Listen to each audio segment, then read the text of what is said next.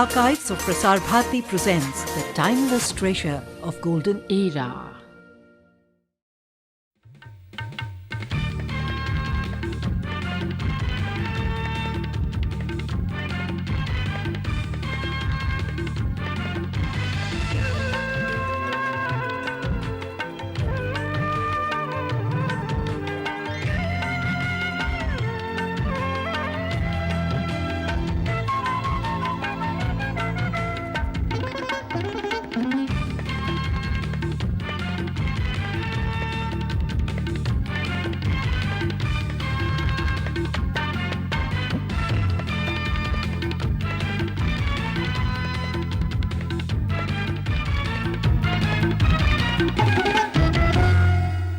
Hello and welcome to Living on the Edge. This week we travel to the Gir Forest in Gujarat to bring you a first-hand account of a lion's experience of conservation.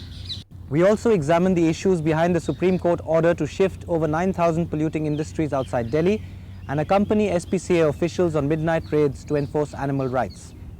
But we begin with Gir. Rarely do efforts to save an endangered species prove as successful as they have in the Gir Forests of Gujarat, where the number of lions have increased by leaps and bounds. Today the forest isn't large enough to accommodate them, and the authorities have been forced to consider the option of translocation. This, however, has introduced a whole new set of problems. Priya Somaya reports, but it's a lion who tells the story.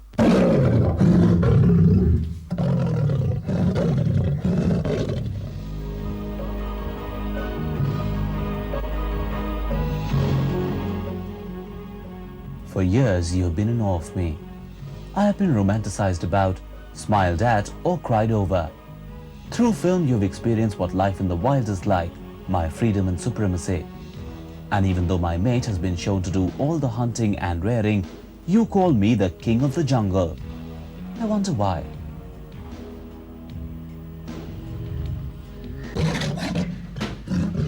It's another day at the zoo. Cage, I'm the lord of all I survey, which isn't much. Visitors pour in to gawk at me.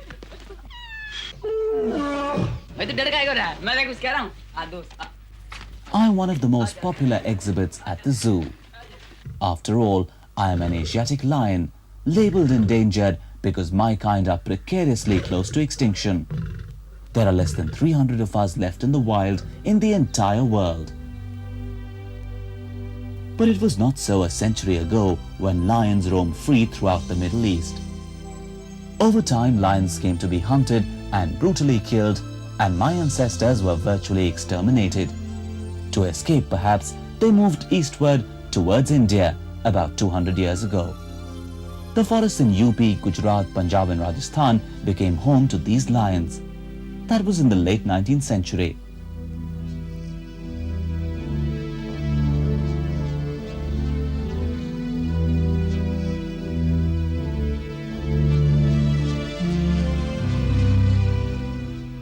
By the turn of the century, my forefathers lived hemmed in the forests of Gir in the Kathiawar Peninsula. But by now, numbers had already begun to dwindle, fighting as we were a losing battle against man. He expressed his masculinity by killing us in large numbers for sport and pleasure.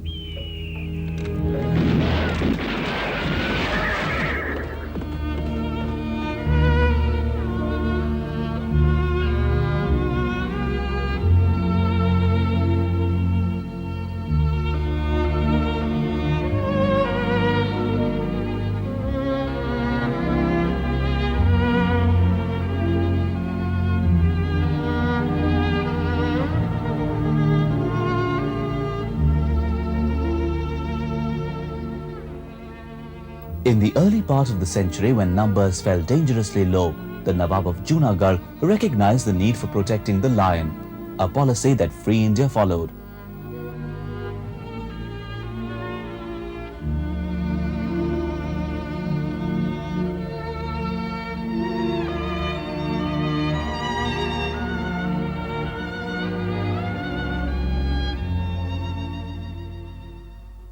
Let me tell you a little about my last refuge. I live in dry, deciduous teak forests that are hot and humid throughout the year. These forests are rich in wildlife. When conservation focused on protecting my species, all others down the food chain thrived. Lions kill only when they have to, and the presence of lions in large numbers is proof enough of the health of the ecosystem. It sounds self-centered, but if you see plenty of us, you can be sure the forest is vibrantly alive.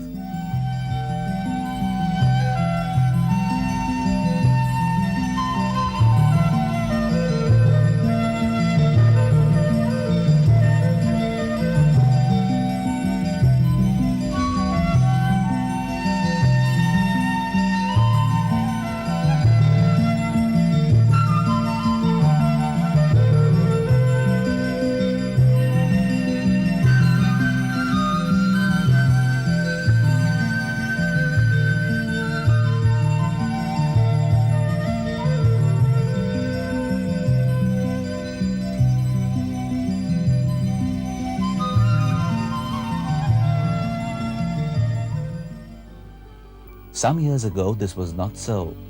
Drought, famine and poaching had reduced numbers of deer and sambar to such an extent that there was not enough food to go around. Besides, successful protection had increased my numbers to such an extent that we had begun starving.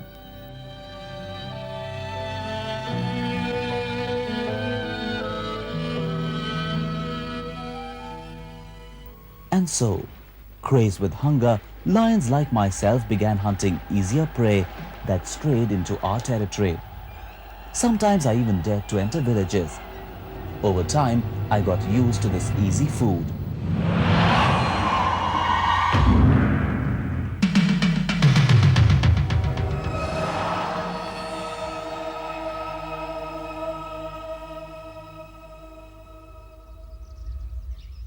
But that has gradually changed. Today, though some of us prefer cattle, many have gone back to hunting deer. Today the problem is different. My numbers have increased, but the forest size remains the same. Some groups have even started moving out. The carrying capacity of area is decided by the availability of food, habitat, space, and space is limiting factor in the Gir. There's another problem, and that has to do with us lions being territorial, with the males competing for their space. Because like men, each lion requires a minimum area as his domain. It is when these areas overlap that conflicts arise.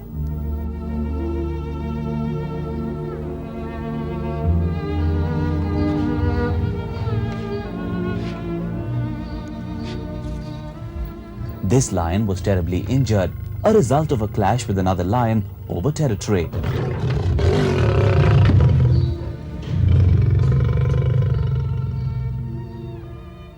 He had been lying under a tree for almost 2 days when forest rangers found him.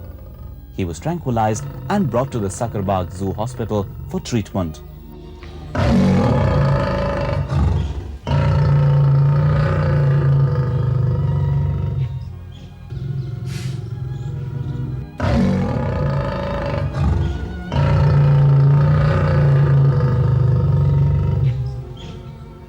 Say in the turn of this sanctuary, the number of Asiatic lions were say probably 10 to 13. Now it has come up to around 300 lions. So definitely the population is increased.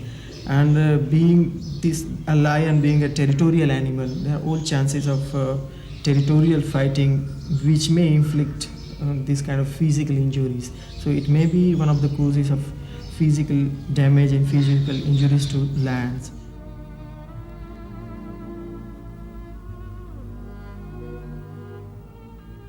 The Sakarbagh Zoo is one of the few zoos that treats animals brought in from the wild. After treatment, they are returned to the jungle. Sometimes lions are mated with lionesses in the zoo. The parents of these cubs were brought in from the wild, one for treatment and the other when a villager was killed a few years ago. Barely a month old, these little growlers are amongst the very small population of genetically pure Asiatic lions bred in captivity. So, the lions being captive bred here provide the last surviving gene pool for our species.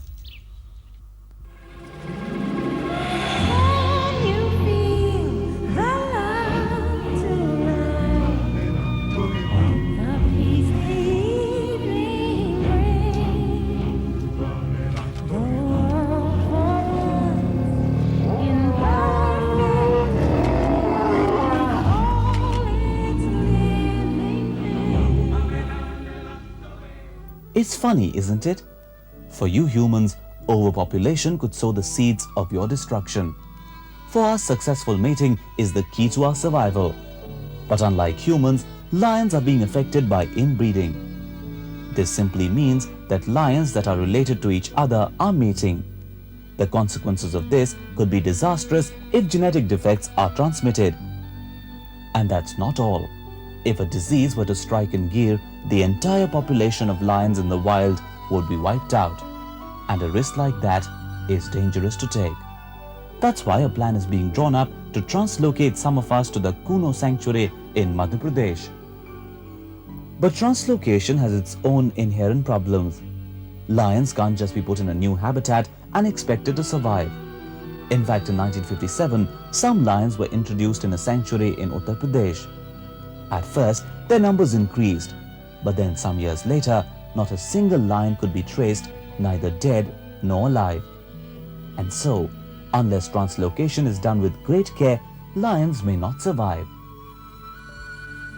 I'm brushing up, I'm looking down, I'm working on my Thus far, rather an inspiring tale. Oh, I just can't wait to be free. You've got a long way to go, young master, if you think. Sadly, this little growler doesn't know that he will never get to be the king of the jungle. He's fated to live amongst men, caged and at their mercy. But there is still hope that some lions at least will experience the call of the wild, find a real home in the jungle, and be truly free someday.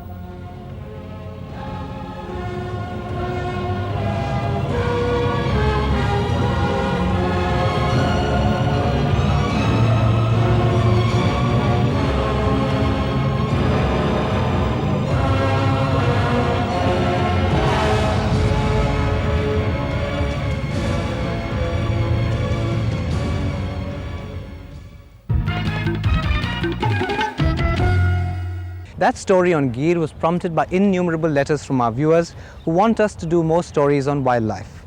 In 1911, Delhi was declared the capital of India. That prized status seems to have sealed its fate, because since then, Delhi has expanded like no other city. Unchecked development has made it acquire another not-so-prized status of being the world's fourth most polluted city. To alter that reality, the Supreme Court has ordered the shifting of over 9,000 industrial units into the National Capital Region. Is this a desperate measure of relief, or just a way of pushing pollution slightly further afield? Disha Srivastav reports.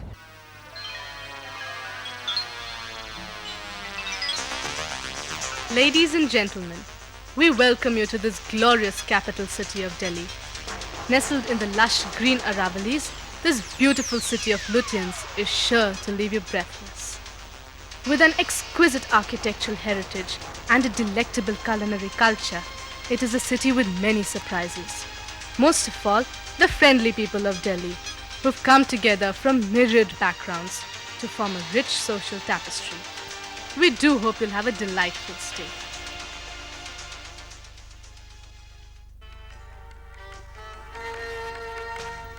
Is this Delhi's future? It's a question no Delhiite wants to answer. And yet it may now have an answer, as the Supreme Court has issued an order against 9,038 hazardous and noxious industrial units in Delhi to be relocated in the National Capital Region, which includes satellite towns in Haryana, Rajasthan and UP.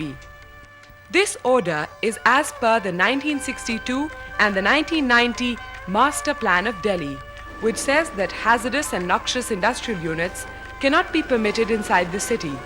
The city is divided accordingly into a conforming area and a non-conforming area. But this is only on paper. As in Delhi, only 10,000 of the 90,000 industrial units are operating in the conforming area. But before we deal with the order and its implications, let's see how these noxious industrial units affect the average citizen's life.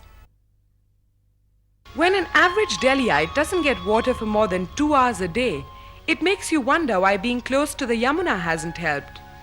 But when you see that through 18 major drains, the city vomits its household sewage and untreated industrial effluents into the Yamuna, rendering it unfit even for animals to drink from, you get your answer.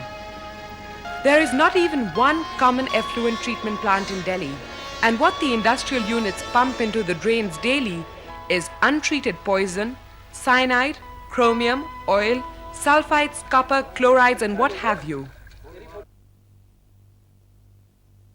If you've got 5 workers and some ground floor space, you can set up an industry in your own house, as long as it's non-polluting. But when there is no inventory of these units themselves, where does pollution control come in? For instance, this non-conforming area is full of nameless, addressless small industries. We were told that there were no owners here, only tenants. When asked about the pollution they were causing, all they did was pass the buck. We are having the draining problem not because of ourselves, because of the steel industries. What do you make here? Plastic containers. I suppose it is not covered under pollution control, but it might be creating some problem in the environmental problem it might be creating, but it's not a water pollution or something like that. On hearing this, we asked the Central Pollution Control Board officials to come with us for a surprise check. They refused. And when we asked these so-called owners what they manufacture, they either denied that they did or threatened us politely. You are showing those guys. We don't want our value to be depicted in your camera. Maybe by the name it is chemical industry, Gogia Chemical Industries. No, that is maybe like that because they understand the chemical means obnoxious. The laborers working here either live far off or in slums nearby that constantly gnaw at a city's resources. Every year, 3 lakh such migrants adopt Delhi as their home. This means that we need at least 80,000 new dwellings every year, which are impossible to create. That's why there are 1,304 unauthorized colonies and at least 1,080 Jhuggi Jhopdi clusters. And because Delhi has lower taxes and sounds like a better address, the numbers multiply every year.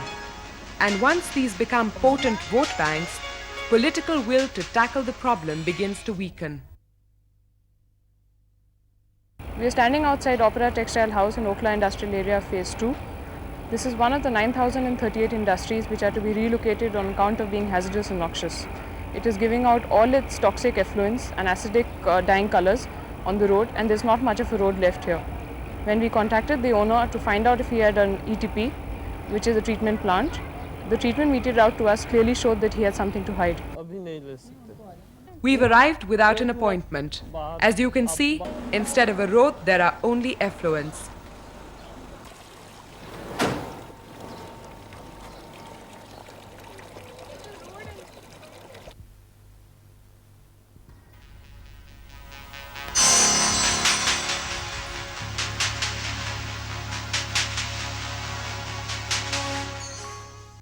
It was almost impossible to interview the residents because of the sheer noise of the generator. But indoors, this is what they said. Whenever the water effluent is too much on the road, we people being close to the Jhuggi area, the children are all over on the roads. And it's a pity to see their little feet moving through that fuming water. And what effect it's going to have on them, I shudder to think. This factory in Okhla has completely covered the road for the past 3 years, as if it were the owner's backyard. NCD come and ask people to remove it. Rather, we requested that since the order is meant for export and we did not have space. So how can the NCD allow this? They did not allow it. Every industry.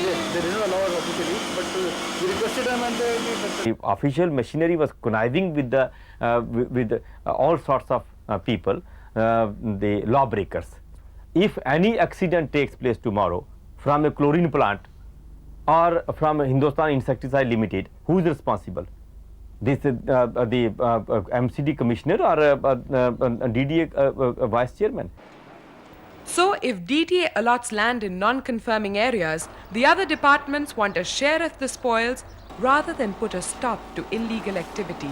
DDA never allots land in non-conforming. DDA allots land only in industrial estate. Even industries minister, even so many other people you come across, they themselves have factories in the non-conforming area. क्योंकि बाकी जो unit हैं हमारे status के इसी status के और unit है, उन्होंने पैसा खिला के किया होगा, पैसा खिला के रोक दिया। तो पोल्यूशन कंट्रोल बोर्ड को खिला रखा है इन्होंने। So, given the buck passing and the allegations of corruption, will the Supreme Court order be obeyed? And even if the order is obeyed, will the owners of these polluting units be accountable in the areas they move to? Or will the cost of cleaning up the capital be borne by areas unfortunate enough to lie just beyond the pale of Delhi's hallowed limits?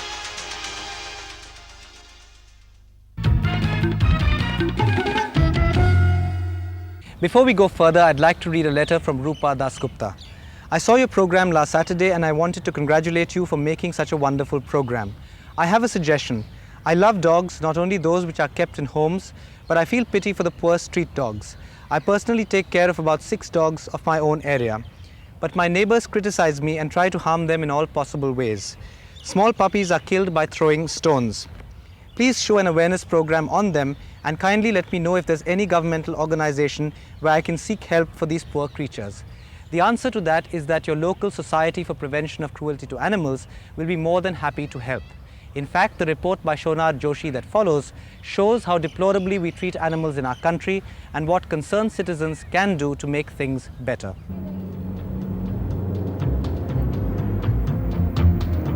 It is 11:30 p.m. on the Delhi-Haryana border. We are accompanying the Society for Prevention of Cruelty to Animals on a raid.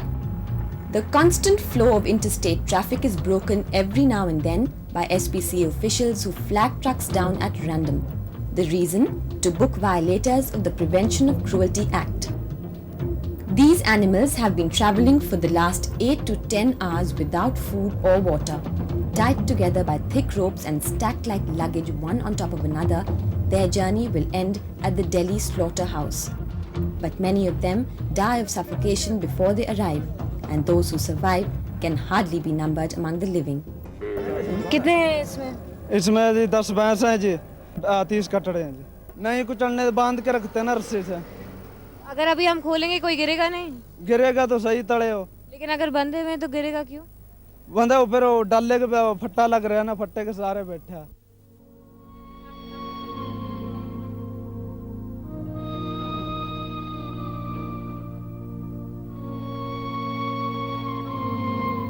The fine in this case is 50 rupees, hardly a deterrent you may say. In fact, as we found out, most offenders do not mind paying it, as it doesn't even add up to 1/3 the cost of transporting a single buffalo. Besides, the amount has to be made good at the 30 Hazari court in Delhi, where only 1 in 3 violators turn up. Small wonder then that the Prevention of Cruelty Act of 1960 is a dead letter. Almost all the offences mentioned are non-cognizable. They are bailable, which doesn't make things any better for hapless animals. What I feel that up to this time, the government has not succeeded in implementing this act properly. As far as the cruelties part is concerned, I don't think that any thing has been done in this regard except a lip sympathy. This makes you wonder whether there is any point in conducting midnight raids at all. Even the SPCA officials feel that they get stepmotherly treatment. Red करते वक्त हम बहुत सी मुसीबत झेलते हैं। जैसे गाड़ी को हमने इशारा किया, गाड़ी वाला नहीं रोकता, नहीं हमारे पास कोई व्हीकल है कि उसके पीछे हम लगा लें, तो इस करके गाड़ी निकल जाती है। 2 रुक भी गई है हमारे पास, तो वो झगड़ा करने को उतार हो जाते हैं। चलान कर सकते हैं हम? तू कैसे कर रहा है मेरे बात? अब जो इन्होंने जो काम किया है ना, अभी उसने इधर धक्का दिया, उसने इधर मारा, ये तो बात की बात है। वो ये कहते कि हम चलान बिल्कुल वो नहीं करते, ट्रैफिक वाला होगा ओवरलोड का चलान वही कर सकता है, ना कि एक इसके नाम का ये लोग कर सकते हैं। और वहाँ अदालत के अंदर हमारे फोटो दिखाए हैं, उसको जिंदा को मरा दिखाया है। हम जो तड़प रहे हैं, इस मारे तड़प रहे हैं कि सारे का कारोबार छीन लिए गए हमारे। For this man, business implies callous disregard of animal rights. But then, is the ordinary citizen any different?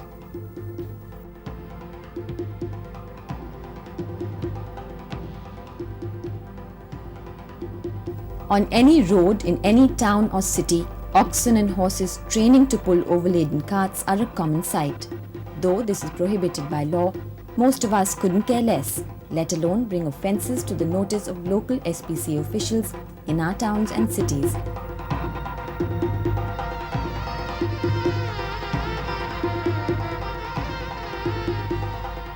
अच्छा, कितना वजन है इसके अंदर? 25 कुंटल।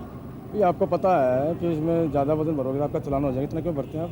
बैल मोल है, बैल का खर्चा लगता है, फिर अपने 5 बच्चे भी हैं, किसी की जेब भी तो नहीं काटा जाता, रोड पे बैठ के मांगा भी तो नहीं जाता, गधे का काम करके तो। Not surprisingly, animal rights activists are faced with the daunting task of educating and sensitizing citizens, and voluntary workers are often ridiculed for what is considered to be as misplaced idealism. They look down at you with contempt. And this is because of the statement that they pass, which is there's so many people who are dying of hunger, there's so many poor people, and there are so many crimes being, being committed against people. What are you bothering about animals? You are crazy. You people are absolutely crazy. The question is, how does the average citizen feel about animal rights? Are animal rights a luxury we can't afford in a country where millions battle to eke out an existence? Or can citizens be persuaded to believe that greater sensitization to the needs of God's creatures isn't such a bad thing after all? If you're wondering how you can help, a call to the local SPCA when you see an overladen cart or a vehicle cramped with animals can work wonders. You can also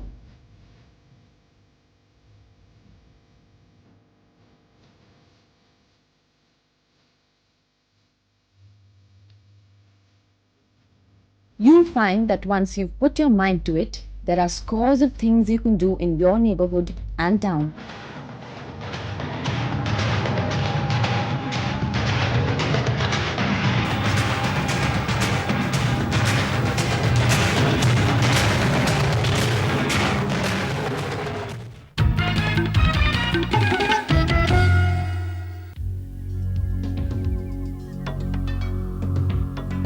If we keep up current population growth rates, in less than 2,000 years, the gross weight of all humans may exceed the total weight of the Earth.